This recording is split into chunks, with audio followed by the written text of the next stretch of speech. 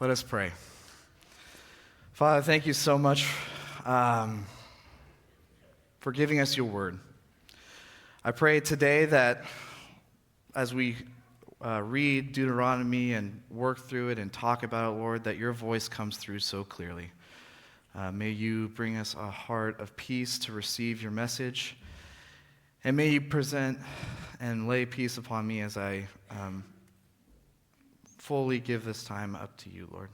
I pray this in your son's name, amen. All right, hello. If we haven't had the chance to meet yet, my name is Jacob. I serve here on the youth group staff. If you are new here today, welcome. I'm glad you joined us. As a church, we have committed to reading the Bible from cover to cover this year together. Today, we get to talk about a book that has had a deep impact in my life, and that is Deuteronomy. But before we dive into Deuteronomy, let me ask a question. Has there ever been a time you have felt misjudged or misunderstood? It could have been something you said, something you did, or a unique interest or hobby you have. See, that last one is the one that I relate to the most. As you get to know me, one of the things you'll learn about me is that I'm a huge NASCAR fan, which in the Pacific Northwest feels very uncommon. In fact, I was listening to a racing podcast not too long ago, and they referred to the Pacific Northwest as NASCAR Siberia because it is so barren out here in terms of a fan base. Growing up, I heard all the jokes you can think about, and they all had a common thread. How can you watch or be at all interested in this sport with cars that just go around in circles? And I'll give some credit. If you turn on a race, any given race, for the first time, that's what it looks like. Cars just making left-hand turns. However, like with most sports, as you dive deeper, there is so much more going on. For instance, during any given race, a driver is putting their car on the razor-thin margin of control and absolutely losing it in order to optimize speed. Most of the time, they're inches apart from other drivers fighting the same thing, trying to pass others or keep others behind them, all the while feeding information back to their crew chief to improve the handling of their cars, managing tire wear, and fuel consumption because there are pit strategies to consider to increase the odds of winning the race. It requires the best, performing at the best, but it's incredibly difficult to see that on an initial viewing. And I mean also, come on, there's this amazing sound.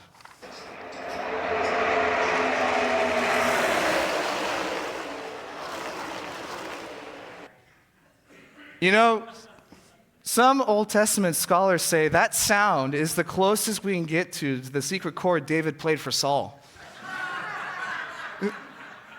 Now, thanks for coming to my brief TED talk about my love for NASCAR. But back to the Bible, because I swear it all does relate.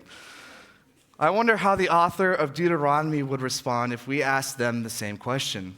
Do they think they are misunderstood or misjudged with how we have approached, read, and interpreted the book of Deuteronomy today? I think the answer would be yes. Have you misunderstood or misjudged Deuteronomy? It's usually around this time, coming off of Numbers and staring down Deuteronomy, that many fall off in their attempt in reading the Bible in the year. If that's you, that's totally okay. Today would be a good time to pick it back up again as we are starting this book just now. See, in my opinion, Deuteronomy gets a bad rap. On an initial read, it can be viewed as repetitive and boring. These stories we have already read in Numbers now being retold. Instructions we have already read now being reinstructed. And it's not like they've gotten less weird or tension-filled since their first reading. These instructions can leave us with tension, as some can be hard to make sense of. I know for me, I spent a lot of time wrestling through the tension of how emotive commands such as to love and to fear, one, can be commanded at all, and two, how can they be healthily present in a loving relationship? This tension has led to some misrepresentations, misunderstandings, or oversimplifications of the book, as some have likened Deuteronomy to just a rule book for its time and people, or by just viewing it through the lens of an ancient Near Eastern political treaty, or just reading it through the lens of a contract of sorts. It's not that these approaches are necessarily wrong, but one view doesn't paint the full picture of what Deuteronomy was written for: relationships. One of the lenses I enjoyed to view Deuteronomy through, that I first heard through a conversation with Eric Peterson, one of our youth pastors here, is Deuteronomy as a DTR, which is an acronym that means determine or define the relationship. In the context of Deuteronomy, it's a conversation between God and his people to determine and define the relationship. So at the start here, this is the message I hope is the takeaway from Deuteronomy and the sermon I'm giving today. Faithful, loyal obedience that God desires from his people is founded first in being in relationship with him, and fueled by remembering how God first loved. He has demonstrated and acted from his love, and through those actions he has revealed who he is, an all-powerful and personal God. This obedience God desires is not just for our own benefit, but it is also a benefit to the world, as we are representations of God to those around us. Now that may seem like a lot, so here's an attempt to put it into fewer words. The message of Deuteronomy is: remember God, and remember to obey him alone, for your sake, and so that others may know God too. In a second, we'll be going through an overview of the first 4 chapters, which was the reading for the past couple days, starting in Deuteronomy chapter 1, verse 27. So if you have your Bibles, you can go ahead and turn there and follow along. If you don't have your Bibles, there's some in the seat in front of you. I'm also going to be jumping around a little bit, so passages will also be on the screen. But as you turn there is a major theme of Deuteronomy and some additional context we should go over. Remembering plays a pivotal role in Deuteronomy, and considering the context, it makes sense. This moment in Deuteronomy is right before, as Israel is entering a season of transition. This new generation is about to enter into the promised land God had promised them. The old generation that was supposed to enter the land before them but rebelled, more on that later, has passed away. Moses is about to pass away as well, and Joshua is going to receive the mantle of leadership from Moses. Even in terms of canonical structure of the Bible, we as readers are right before a transition as Deuteronomy brings the end of a section of books known as the Torah or Pentateuch. Think through your latest season of transition. How were you thinking and feeling right before it or in the beginning stages of it? Was it sudden, or did you see it coming? Seasons of transition, no matter how smooth they are turbulent times, and that's putting it mildly in some situations. It can be incredibly difficult to feel any sort of groundedness and stability. Transitions can be filled with complex emotions such as anxiety, excitement, fear, joy, grief, and sorrow, to just name a few. And it's no different for Israel in this moment in Deuteronomy, right before entering the land. So what does Moses impress on this generation before they go through a massive change? What are Moses' last words to these people? To remember. Memories are very powerful. Think about your most cherished relationship in your life, whether that be your spouse, your parent, your best friend, or whoever it may be. If someone were to ask you why you care so deeply for that relationship, you might list some attributes. But if pressed further on how they exhibit those attributes, you probably would tell a story or an experience or memory you have with them.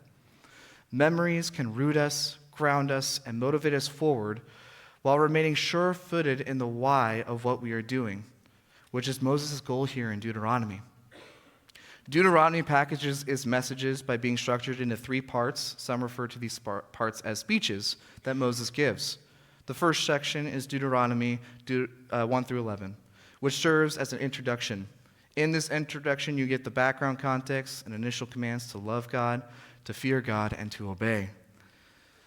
Within this section is the famous Shema, "Hear, O Israel, The Lord is your God. The Lord is one. Love the Lord your God with all your heart and with all your soul and with all your strength.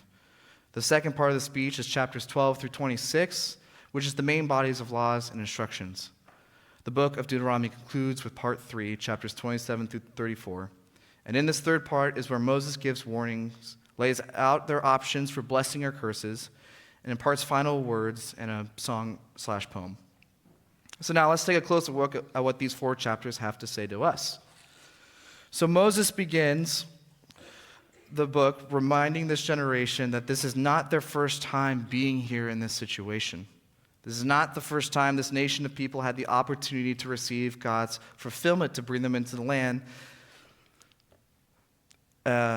Moses tells them the story of what prevented the previous generation from entering the land that God had promised them.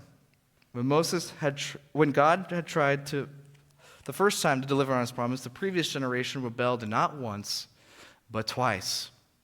As Moses goes on to tell, the first rebelling was that upon hearing the reports from the spies they sent into the land to scout it out, they refused to go up and take the land out of fear and lack of trust in God. Moses explains what those reasons were in chapter 1, starting in verse 27, where he says, "You grumbled in your tents and said, 'The Lord hates us.' So he brought us out of Egypt to deliver us into the hands of the Amorites to destroy us. Where can we go? Our brothers have made our hearts melt in fear. They say, 'The people are stronger and taller than we are. The cities are large, with walls up to the sky. We even saw the Anakites.' Israel refused to go into the land out of a fear born of comparing their ability against the obstacles that stood between them and God's promise, instead of letting God's ability to fulfill his promises be compared against the obstacles. This fear runs deeper than just a refusal to God's command to take the land. When Israel is afraid of the people they will face, the cities they will face, the giants, which are the Anakites, they will face, they let that fear affect their understanding and view of God's character. Note the secrecy in their attacks on God's character. They grumbled in their tents. When they made claims that God must hate them and the reason for bringing them out of slavery was just to wipe them out. It's easy to point at this moment as an absurd moment. How can the Israelites act this way after all they have been through? But it is truly a very real human moment, one that we can too easily duplicate. How many times have we ourselves been in Israel's shoes here? In order to go in the direction that we believe God's calling us, or while we are actively following that calling, there are massive obstacles we experience, obstacles that feel truly insurmountable.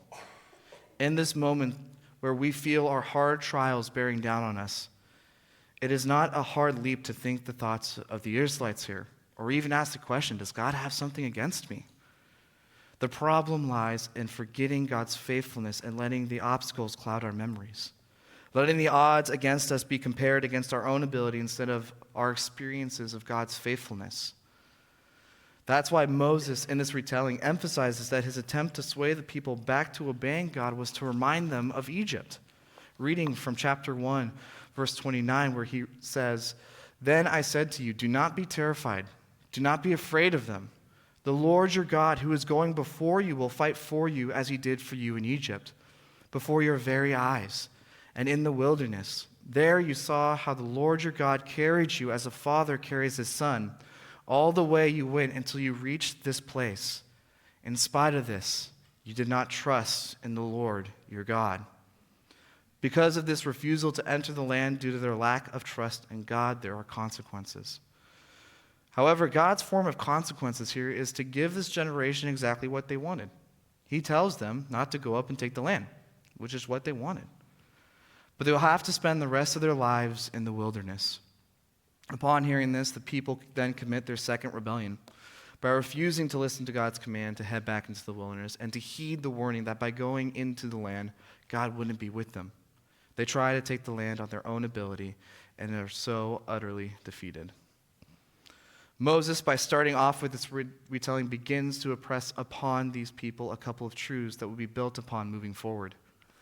One of the first messages is God's faithfulness in the face of his people's unfaithfulness.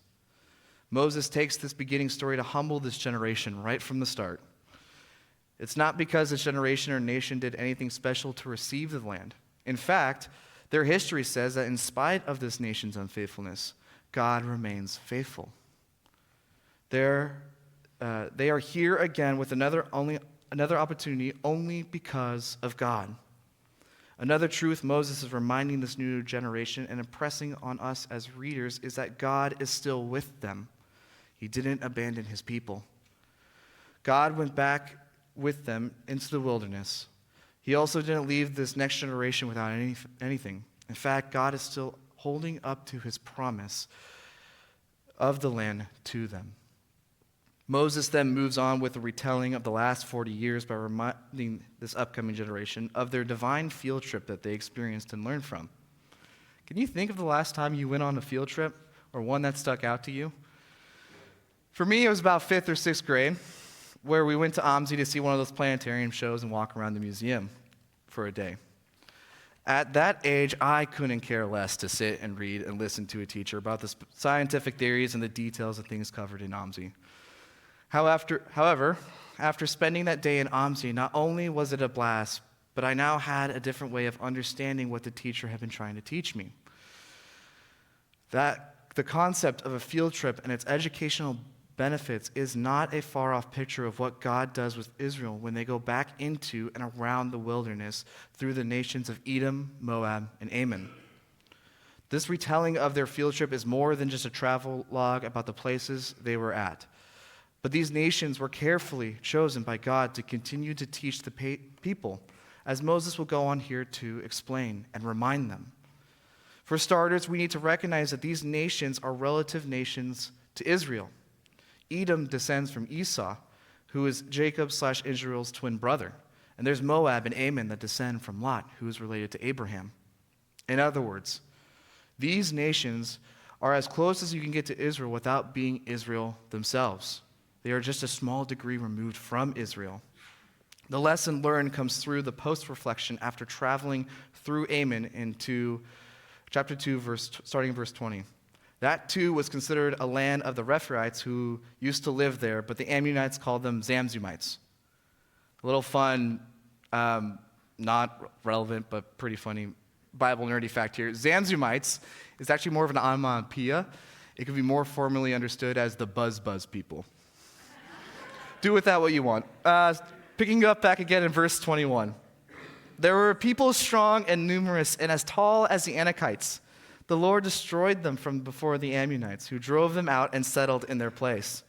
The Lord had done the same for the descendants of Esau, who lived in Seir, when he destroyed the Horites from before them. They drove them out and have lived in their place to this day. The lesson learned through this field trip is that Moses is reminding the people of is the lengths God goes to fulfill his promises indiscriminately. Through this field trip God takes Israel on, it's almost as if he's asking the people and us as readers, if I fought for these people to fulfill my promise to a people that aren't mine, how much more will I fight to fulfill my promises to you who are my people? These other nations were up against similar odds that deterred Israel the first time around. Big cities, giants, strong forces, and yet God went and fought for these people to make good on his word. Take a step back. It means God's faithfulness isn't contingent on just his people, but only on himself. Slowing down once again, we see Moses is really impressing on this generation God's faithfulness. It's a faithfulness no one can earn or qualify for, but God has shown to all people. Think about what that means today. What that means today is that God's faithfulness is not reserved for just those he chooses. It means his faithfulness can be experienced by all. We have experienced it because it is his character and we have stepped into this relationship with him. But it means that everyone has the same opportunity to have that same experience with God. God's faithfulness is not contingent on you. It's who God is, and it isn't limited based on achievement or any other metric. It's who God is, and he's waiting for you to experience it. And now Moses will move from retelling this about this field trip to hands-on exercises. There are two battles Israel had after they took their field trip. If we continue on in our educational method metaphors here, it's almost as God has taught the people of Israel through a field trip and now gives them a couple of hands-on exercises. The goal of hands-on exercises is for practice, to put what you know to the test, or to go through the motions so you learn something completely. When hands-on exercises are utilized, it's because verbal or written instructions can only get you so far in learning. For example, growing up, I had the prestigious duty of holding the flashlight for my dad whenever he worked on our cars. Usually when he changed the oil. I watched and listened as he explained how you take off the oil cap off at the start to remove the vacuum effect. So when you remove the drain plug under the car, it drains as much of the oil as possible. To how, before you put on the new filter, you take a bit of the old oil and put it around the seal. And then also how tight you want to tighten the drain plug and the new oil filter, and many other steps in between. But watching and listening to the instructions only got me so far, especially with knowing how tight to get a drain plug and a new oil filter on so it's on correctly and not too tight or too loose, because it was more of a feeling. In order to learn fully, I had to do it myself, with my own hands, to get a feel for it. It's that same educational method God utilizes with the people of Israel that Moses is retelling and reminding in the form of these two battles. In the first battle, God shows them the manner in which he will go before them in the form of these two battles. In the first battle, God shows them, In the second battle the Israelites are led into, God brings this battle as close as possible to the previous generation's complaints. The very complaints that led to the previous generation's rebellions and refusal to go up and take the land. In this battle against Bashan, found in the beginning of chapter 3, there are giants, Rephaim, strong people, and strong cities. This time, the people show a change, and they follow God into these practice battles. They trust him at his word and follow God into victory. Another truth about God is taught here that is true today as it was for the Israelites back here, and I hope upon hearing it you are filled with hope. God's not only with us in the midst of our battles, but he has also gone before us in those same battles. I know for me it can be hard to feel and see God in the midst of a battle, but that is only half of the beautiful truth of God in our relationship with him as shown here in Deuteronomy. He is in the midst and goes before us in these battles for victory. This brings us to the end of this opening recap given by Moses to remind the people of their recent history and lessons. These first 3 chapters provide crucial context to where Moses will be going in the 4th chapter. Within these chapters, Moses reminds and teaches the people that God's faithfulness doesn't come as a reward for anything that they have done. God's power, commitment, faithfulness, patience, all come because that is who God is. The context of God's faithfulness not being a reward but a characteristic of God is an important foundation to lay down as Moses will spend the next chapter instructing the people to be obedient. And this obedience does not win God's faithfulness. He already is faithful. The fundamental truth about the nature of this obedience that Moses instructs in this 4th chapter of Deuteronomy is that it is a response to God. In the context of Deuteronomy and its structure at the start here, as we have established, Moses leads with 3 chapters of reminding the people of their experience with God because that is where the response of obedience is found.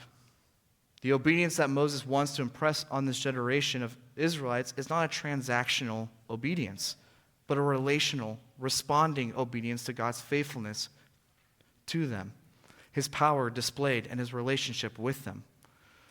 That same timeless truth is brought to today. Our own obedience to God should come as a response to God, who first initiated this relationship before we were ever obedient, and be continually fueled by our remembering of our relational encounters with God. This obedience is relational, not transactional. Moses illustrates this by reminding Israel about the Exodus.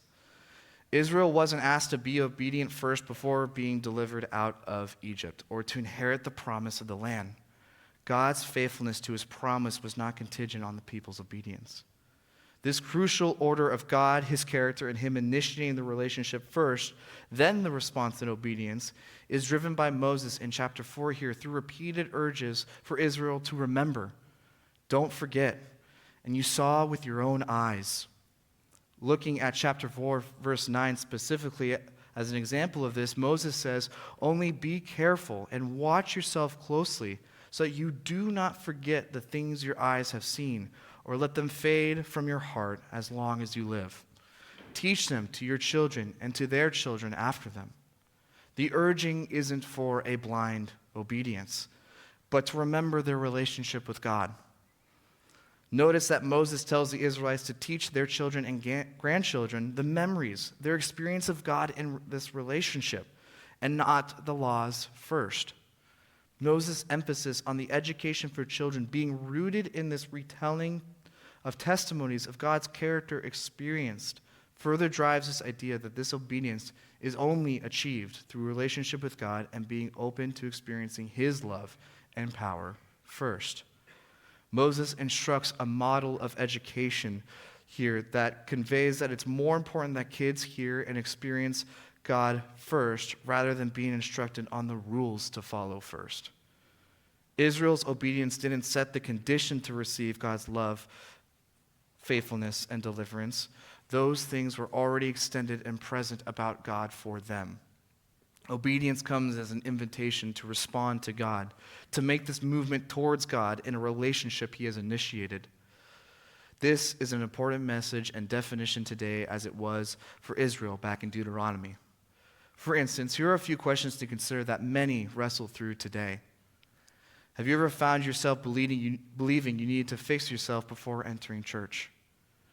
Before praying about your struggles? Are there times you had thought that your sin would rule you out of church, left you feeling that you didn't belong, that God's love couldn't extend to you? These are lies the enemy tries to tell that all stem from distorting and twisting what God desires and defines obedience to be. As taught here in Deuteronomy, his love and faithfulness are already extended to you. He's waiting and wanting you to experience him in spite of how imperfect you may feel. God's not waiting or expecting you to be obedient first to show his love for you. He's waiting for you to say yes to a relationship with him first, so he can walk with you in this relational obedience. This obedience that God desires and Moses defines here is not limited to our relationship with God, but is also missional. What Moses reminds Israel is that as they follow God in complete devoted obedience, they are then representatives of God to the world. Look how Moses puts it in chapter 4, starting in verse 5. "See, I have taught you decrees and laws as the Lord my God commanded me, so that you may know them, or so that you may follow them in the land you are entering to take possession of it. Observe them carefully, for this will show your wisdom and understanding to the nations, who will hear about all these decrees and say, 'Surely this great nation is a wise and understanding people.' What other nation is so great as to have their gods near them, the way the Lord our God is near us when we pray to him?" Moses draws the connection between the people's wisdom and understanding to the close, intimate proximity of God and his relationship to them. So when Moses says that their obedience will show their wisdom and understanding to the other nations, he's not referring to the amount of knowledge the people will know. Rather, their wisdom and understanding will be a display for the other nations to see God and how close he is to them relationally. The focus here isn't on the people, but on the wisdom and understanding that can only come through the relational obedience and proximity to God. It says more about God and the effects of entering this relationship with him. The invitation extended to the Israelites to this relational obedience is to be a living representation of God to the other nations. So now that we have let the text speak in its context, we now ask the question this whole series is based on. Where is Jesus in these first 4 chapters of Deuteronomy? The simple answer to that question is that Jesus is all throughout the beginning of this book. As Moses retells these stories of Israel's experience with God for the point to remind the people of God and his character, we also get the reminder of God's character and even a glimpse of Jesus' character. It's the trickiness and truth of being in a relationship with a triune God. Although in Deuteronomy the association is with God the Father, the oneness of God still gives us a window into Jesus' own character as he is also God.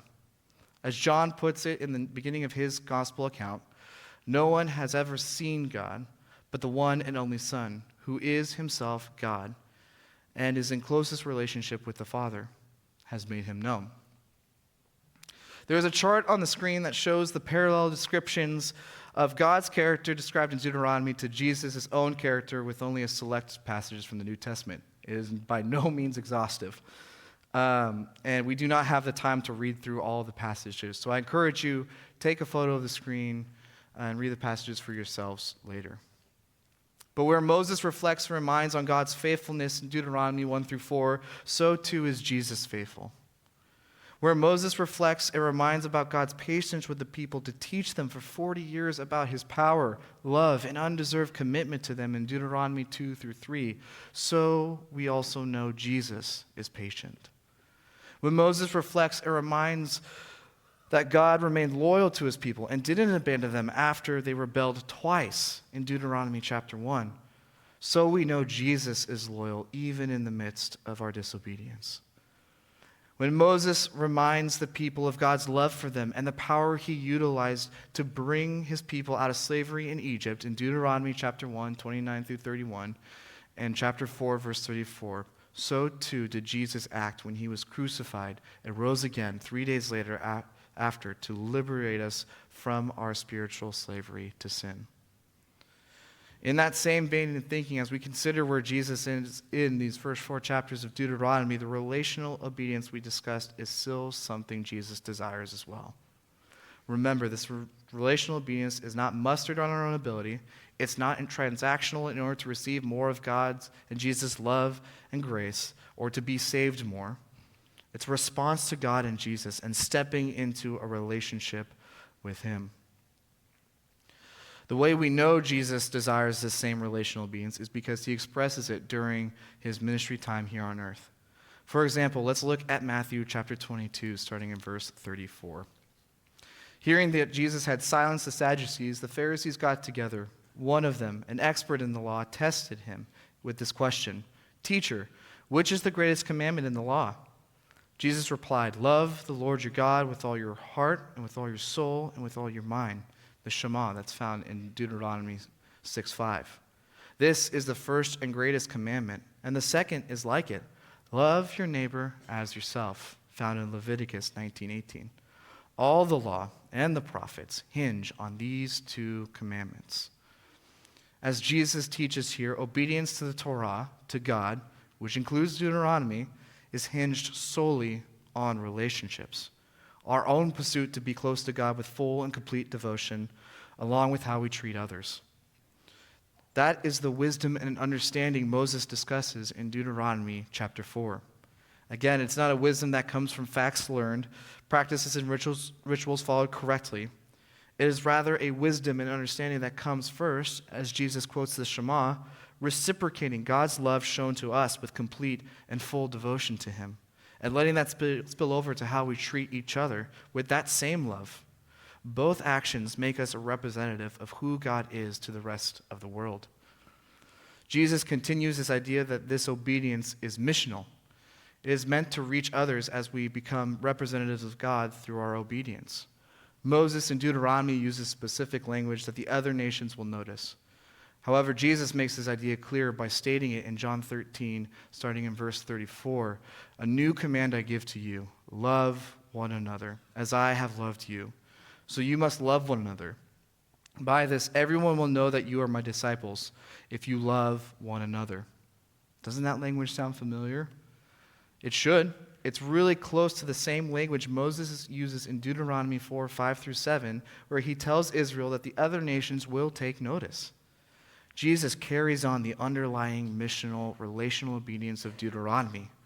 Our obedience is a model of God's own love expressed towards us that points everyone around us who are watching back to God and the relationship and love he is extending to everyone. which leads us to the all-powerful nature that is reflected upon in Deuteronomy and where Jesus is in that. The Exodus from Egypt is one of the foundational experience and memories that is utilized throughout Deuteronomy. It is used to provide context and examples of God's love, power, and reason for Israel to follow God alone. Not only did Jesus show his power and love through the many signs, wonders, and healings he performed, but the ultimate display of his love and power was on the cross. It is at the cross Jesus went before us and fought the battle against death, sin, and the enemy for us and won when he raised to life 3 days later. As Paul describes this power in 1 Corinthians chapter 1, verse 18, for the message of the cross is foolishness to those who are perishing, but to us who are being saved, it is the power of God. At the cross and resurrection, Jesus displayed his power by liberating us from our place of slavery under sin and led us to our spiritual promised land, a restored relationship with him. As Moses utilizes the Egypt Exodus moment to remind the people, so should we remember our Exodus moment. With great power and love, Jesus led us out of our slavery to sin. The Exodus moment we had with Jesus in our own lives, where we chose to follow him and be liberated from the oppression of our sin. It is why we must let our obedience be fueled by this power and love from an all-powerful and all-loving God who has done everything to initiate a relationship with us. Because there is no way this obedience can be faked. It has to be an authentic relational response to God in worship. This obedience can only come from an authentic relational encounter with his all-powerful and personal God who fights for us with love that he has always had for us. As we conclude, here are some next steps you can take in light of this relational obedience that is described in Deuteronomy. If you haven't had that Exodus moment yet, that's okay. I'd encourage you that if someone invited you here today, or as you start exploring and meeting people, to ask them to hear about their Exodus moment with Jesus. The second, if you have had that Exodus moment with God, I would encourage you to write it down.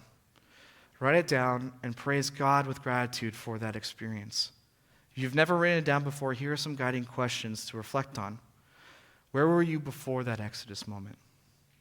Who was there to bring you to that moment? What brought you to that moment? How did that moment change you afterwards? And then 3, be willing to share that Exodus moment with someone else so that we can all be fueled by the way that God has worked and moved. Let me read a passage from Deuteronomy chapter 4, where Moses brings home this reflection and remembering through some guiding questions, starting in verse 32. Ask now about the former days, long before your time. From the day God created human beings on the earth, ask from one end of the heavens to the other. Has anything so great as this ever happened, or has anything like it ever been heard of? Has any other people heard the voice of God speaking out of fire as you have and lived? Has any God ever tried to take himself one nation out of another nation by testings, by signs and wonders, by war, by a mighty hand and an outstretched arm, or by great and awesome deeds, like all the things the Lord your God did for you in Egypt before your eyes? You were shown these things so that you might know that the Lord is God. Besides him, there is no other.